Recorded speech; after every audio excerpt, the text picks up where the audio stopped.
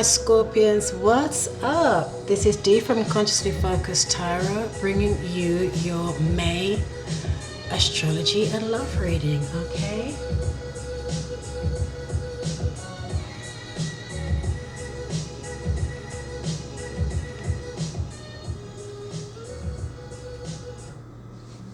Okay, that intro is lively. Wake everybody up, okay? All right, my Scorpions, thank you all so much for supporting my videos and sharing them on your social media platforms. Please continue to do so, especially on Facebook and Instagram. And those of you that haven't subscribed, please subscribe. Okay, so I'm going to dive right into this because I keep running out of time trying to squeeze this astrological synopsis that will be affecting your sign this month in ahead of a tarot reading. And I'm also ending this reading up with some oracle cards, okay? As a matter of fact, I will show you the ones that I've pulled here. Get that out of the way, and then I'll go on to the astrology reading, okay? So we have the Angel of Balance, which I will read at the end of this reading if I have time, and we'll do a mini affirmation around it. Ooh, community. Community, okay. So here we have Healing Begins. Who else got this? I think two other signs got this month. Okay, I think it was Libra and who else? I can't remember. And Clarity of Belief. Okay. And from the loving words of Jesus, we have seek ye first the kingdom of... Why is it so blurry? Okay. Seek ye first the kingdom of God and his righteousness, and all these things shall be added unto you. Okay. So we'll just put those there. So let's see if we can get through this astrology in about 7 or 8 minutes. I haven't been able to do it this far, but I'll try, okay?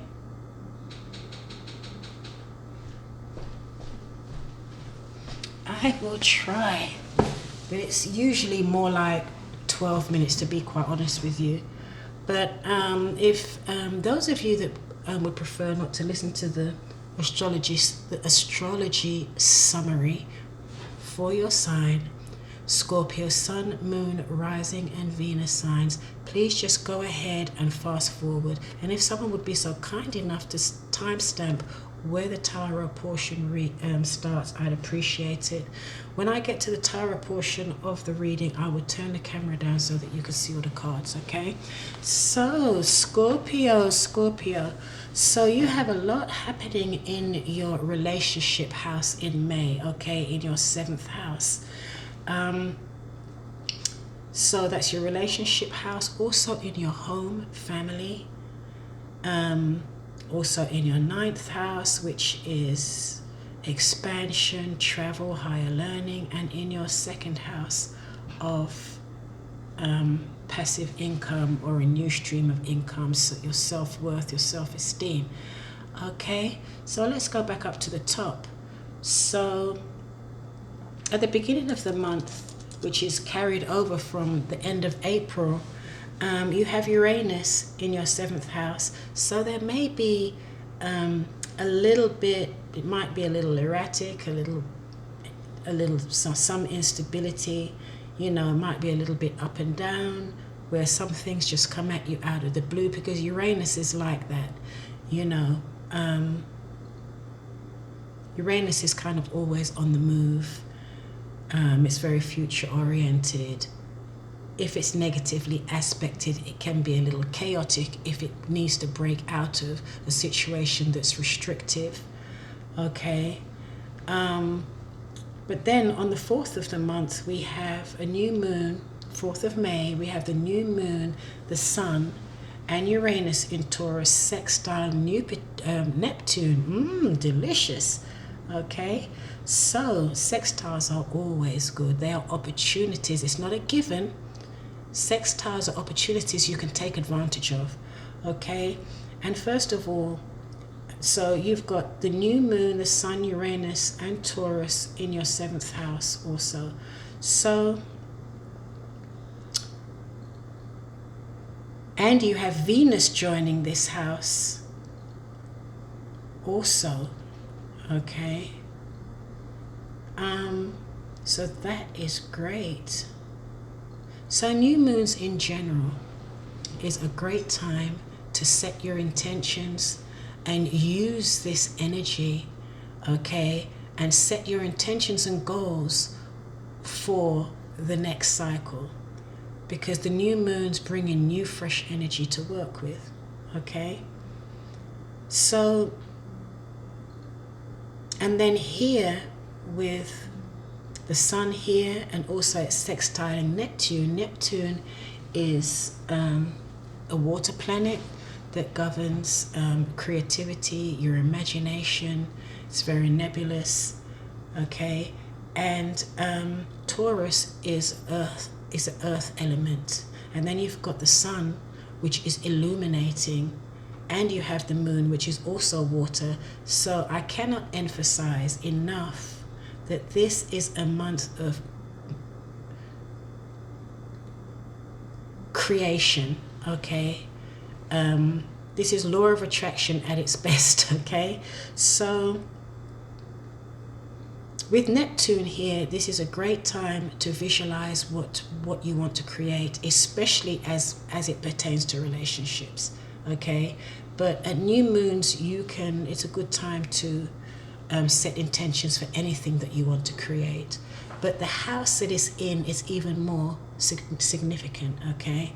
So in your case, Scorpio, it's in your 7th house. So if there's anything that you want to create as it pertains to your relationships, you can visualize it, okay, with this Neptune energy. And with Taurus now, that's tangible. You can write it down, harness it into the earth, into reality, okay? You write it down, journal. And then you also have Mercury coming into this house. So this is a great time for communication and speaking into existence what you want to create, okay, by using affirmations, all right? And for example, okay, so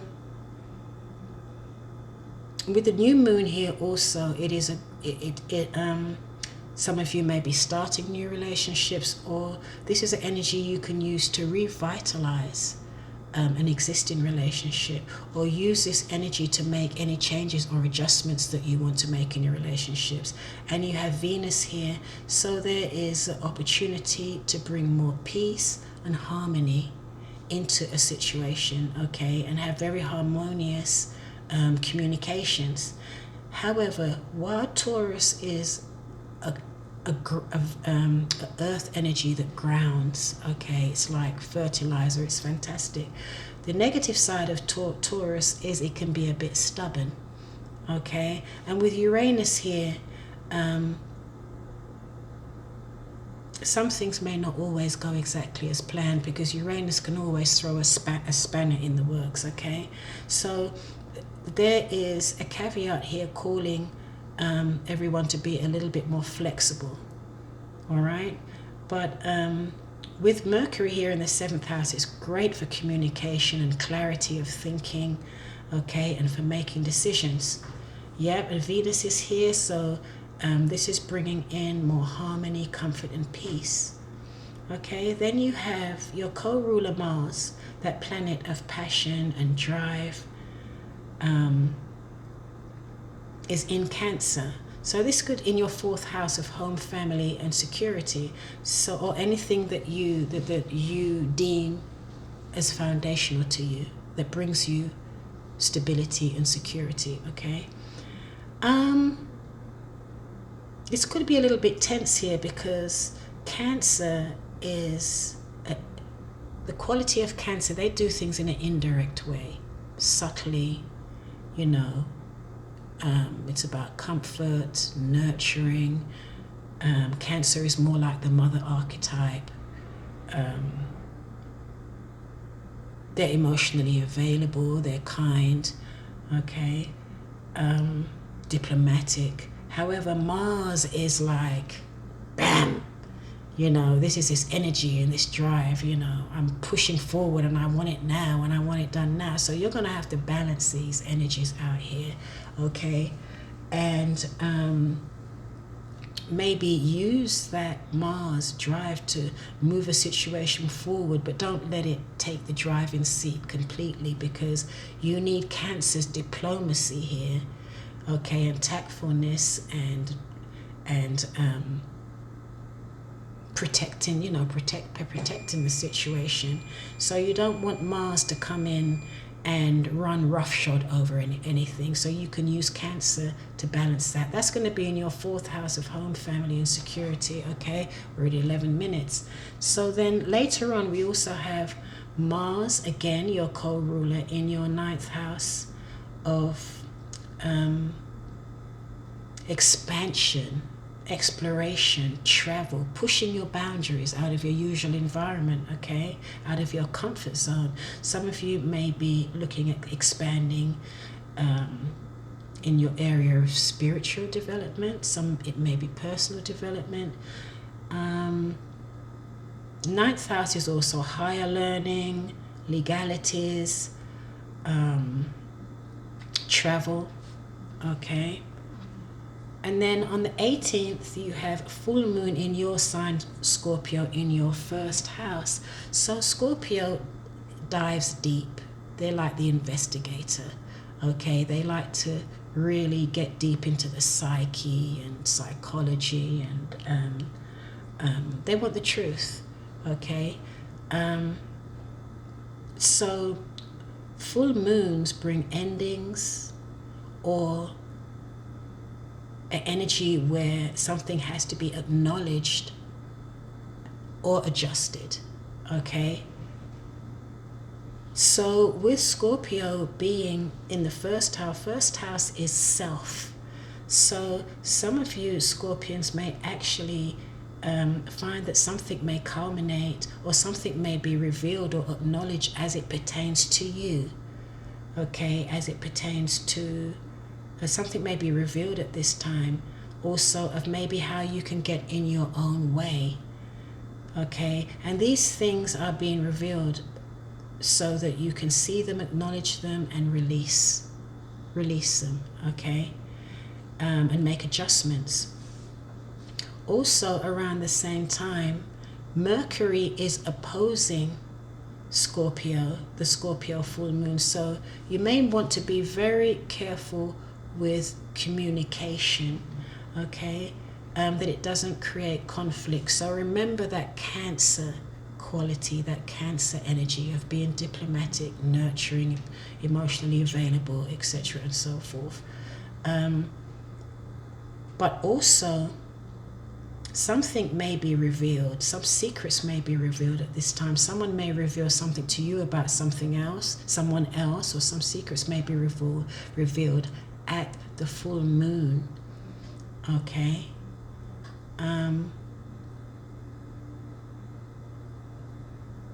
So if these energies get a little intense here, the best thing to do is around the full moon, around the 18th, is just to take a step back, okay? Do some yoga, go for a walk in nature, do some breathing exercises. Just to be able to detach from that energy. Don't feed into it, because it could be intense at times, okay? Be present, but don't feed into it. Detach from it, especially if it has to do with other people, okay? And then on the 22nd, you have the Sun in Gemini in your 8th house. So this is also a house of transformation.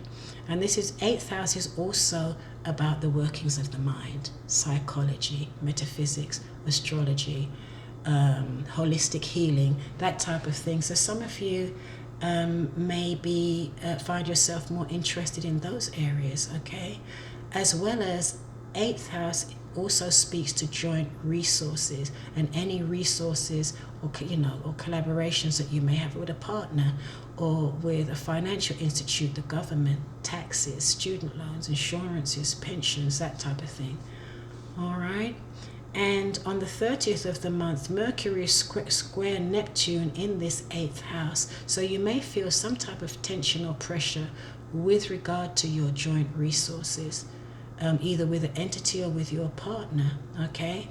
But the good news is, around the end of the month as well, or sometime here, you have Uranus in a positive aspect in your 7th house of relationships, illuminating your 7th house of relationships. So you could meet someone new out of the blue. You may not be expecting it, okay?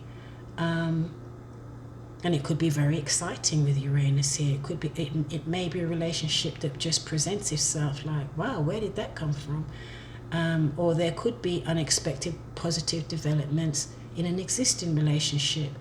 And it can be any relationship. It can be romantic. It can be a great new friend that you make, someone that you have really a lot in common and you just hit it off. It can be a family member, or it can be a business partnership, okay? Any business or partnership. There could be some exciting developments around that towards the end of the month, going into June, okay? So I'm going to leave this here because, let me see. Yeah, but you do have a lot of positive, beautiful energies in your relationship house.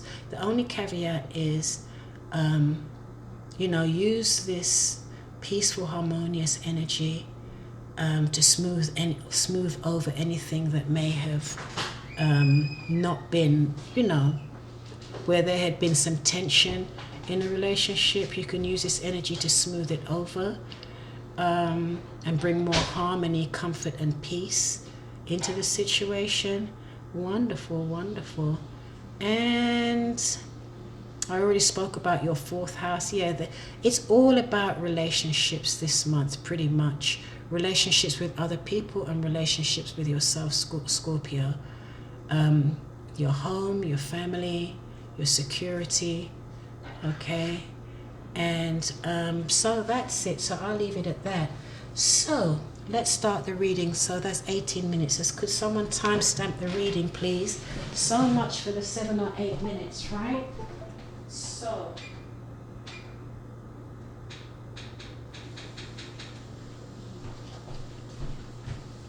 Okay, so let's start.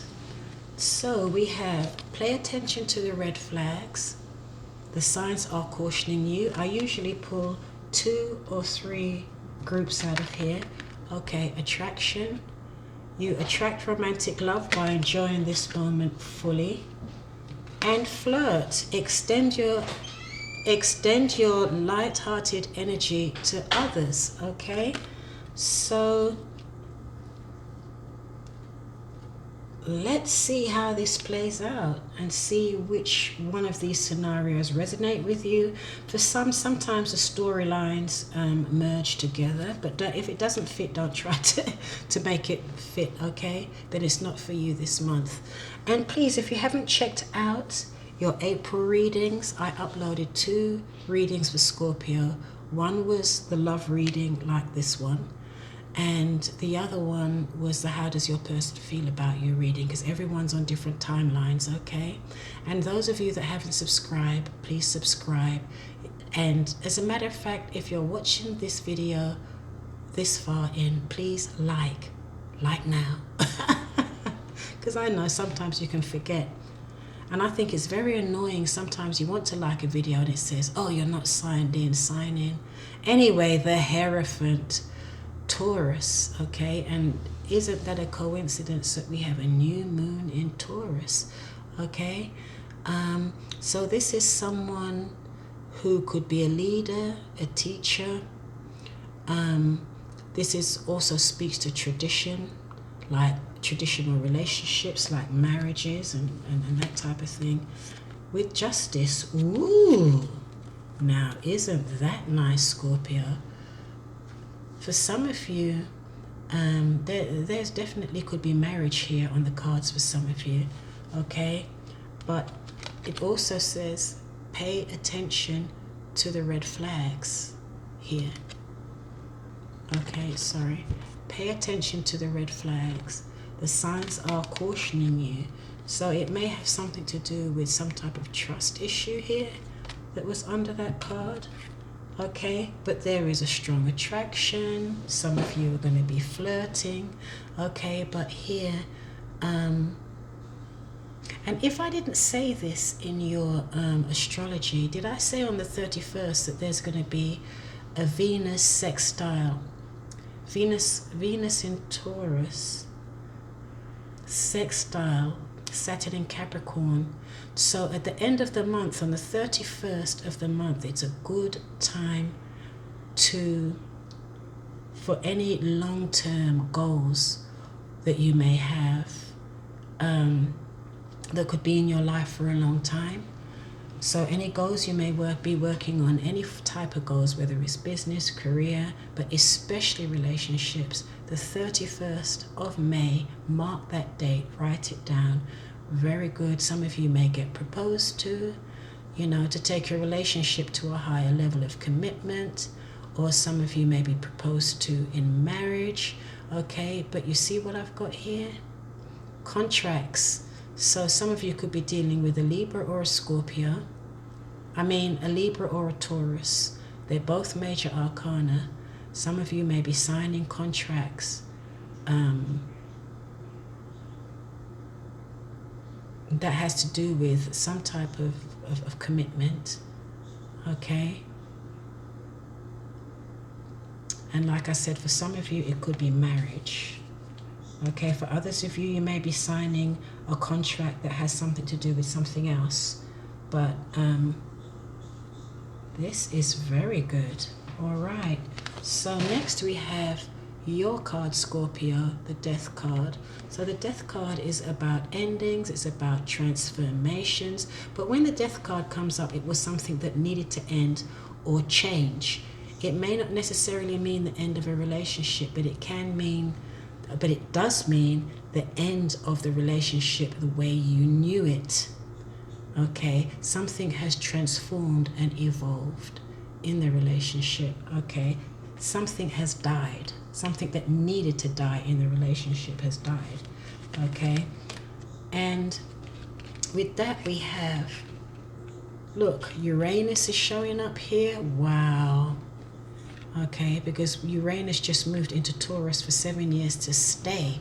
So we have the Tower in reverse with the Two of Pentacles in reverse and the Death card. So there is absolutely some type of transformation going on here. And this transformation and singleness of focus and intention may have saved a situation from crumbling down or blowing up. Okay? Because the Tower breaks down. It burns through anything that is that needs to be purified and restructured. Okay, so it burns away that old energy so that it purifies the energy and the relationship or whatever it is, so that you can start to rebuild. All right? But it looks as though some type of transformation here that happened, some type of ending or transformation that happened here in a relationship or within a person, okay, or your person, had prevented this Tower from coming down, okay, by having a singleness of purpose, making up a decision, having a made-up mind, okay, and allowing this transformation to happen so that you can rebuild, okay, on a more healthy foundation. Then we have the Strength. Wow, how many major arcanas you got here, Scorpio? 1, 2, 3, 4, 5. Wow. Major. Okay, so this is a Leo card. Some of you may be dealing with a Leo, Aquarius, Scorpio, Taurus, or Libra, or someone who has that in their chart. Okay, so this is beautiful. This is someone that's standing in their truth. They're compassionate, they're diplomatic, and they're restraining their impulses. Okay, and under that we have Temperance. So definitely there is balance and healing in a situation here. Okay, this is awesome. So at the bottom of the deck we have the King of Wands and the Queen of Cups. So some of you are dealing with a fire sign or a water sign. This is Aries, Leo, Sagittarius. This is Cancer, Scorpio. Cancer, Scorpio. What's the other one? Pisces. Okay. So here I do believe some of you have gone through a major disappointment. Something that had brought you anguish, pain. There may have been some suffering, some ending to a situation. Okay. But from what I can see here is that it's brought, whatever it was, it's brought healing. There's alchemy here. Now this person is putting the right ingredients back into, mixing the right ingredients and elements to bring balance and healing into a situation. Okay, and it looks as though, like I said, a situation, because of this death and this transformation of what could no longer be sustained, it has prevented a total breakdown here. All right, and I'm seeing two people coming together here in a long-term commitment, marriage. However, there was a caution here to still pay attention to the red flags, and also this situation is calling for you to have faith. So this is a nice combination here. Okay, you have someone here that's very emotional, available. That's that Cancer energy. But then you also have the King of Wands here. That is someone that's a go-getter, that goes for it, a visionary. They get things done. Okay. All right. I don't know if I'm going to have time to read these other cards for you here, but okay, let's confirm the Hierophant for Scorpio, Sun, Moon, and Rising. Oh, I forgot to turn the camera down. My bad.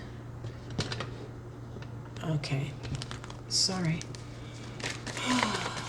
I need to get video equipment that records longer than 38 minutes. It's just entirely not enough. Okay, the Hierophant.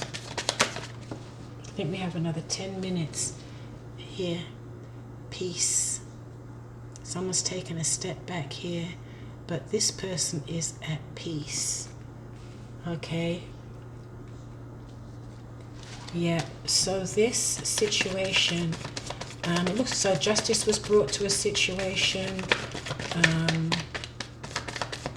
or maybe someone had a legal lawsuit or something, and it turned out in your favor, Scorpio.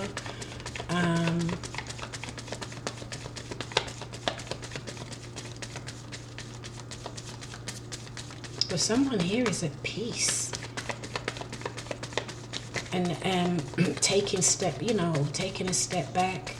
And as a matter of fact, that came up in your thing.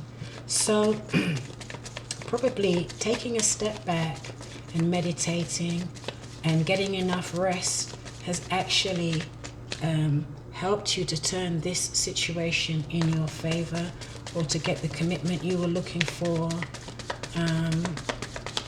or win the legal case, or whatever it was you had going on here. Why is the Justice card here? So some of you, there's a strong attraction. It's saying be more playful so that you can attract more romance into your life. Okay, flirt more. Be more lighthearted. Extend your lighthearted energy. Yeah, great. Okay. Temperance again. Absolutely. So what I'm seeing here is, because someone took a step back here, detached, was present but detached, okay, and was focusing on rejuvenating their own energy, okay, and connecting to their spirit, okay, it brought healing, it brought balance back into the situation, okay. Absolutely, this is balance twice here. Physical balance, mental balance, emotional balance, energetic balance has been restored to this situation, and it's brought stability. Okay? And why? Again, because someone here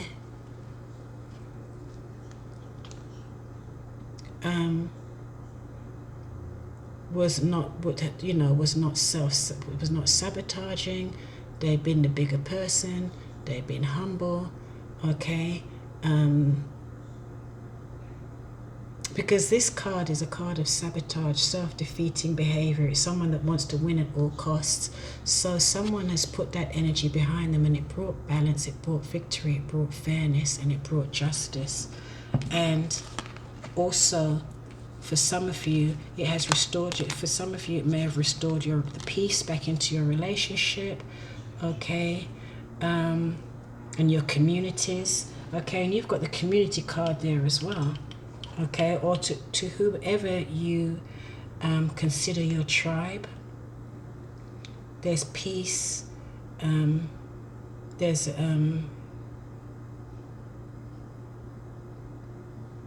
there's peace, there's community, there's commitment.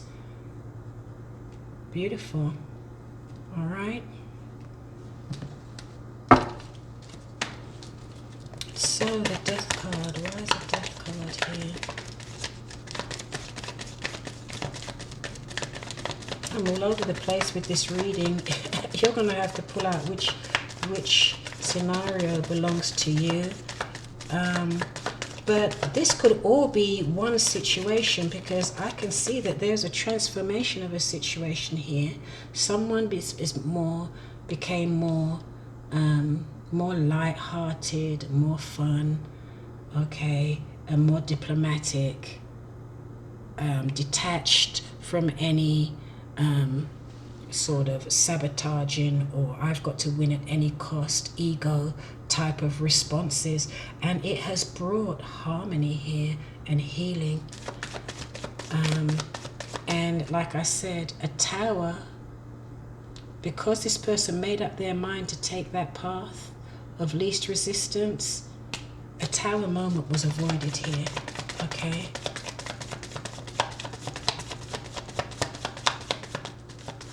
But the fact that the tower in reverse is good, but the fact that it's still showing up, it's still being propped up. You're not totally out of the woods yet, but the energy is fantastic, moving in a very positive direction. Why is the Strength card here?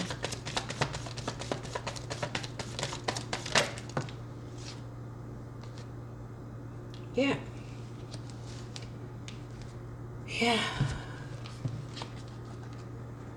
There has been healing. Awesome. There has been healing, and it came through diplomacy. Diplomacy, being the bigger person, showing more compassion, being diplomatic, not trying to kill a gnat with a hammer. And it's brought healing to a situation, being more light-hearted and fun, not being so intense. Knowing how to work the elements. Beautiful. I'm not going to confirm any more of these. Okay, one more. Let me confirm the Tower in reverse. Yeah, it took the fizzle out of it. The transformation, the transformation took the fizzle and the restlessness and the insecurity out of the energy, out of this situation, and bam, the Death card with the Lovers. Okay, so that is beautiful. So for some of you, you're in a soulmate relationship. There's been a transformation of the energy between between you. Okay, for some of you, a soulmate relationship or someone you had a very strong bond with. And remember, soulmates do not necessarily need to be romantic. It's anyone you have a strong connection with. For some of you, the relationship may have come to an end. For others of you, it may have transformed to a higher level. And I do believe it has been transformed. It looks as though it may have been close to be coming to an end, but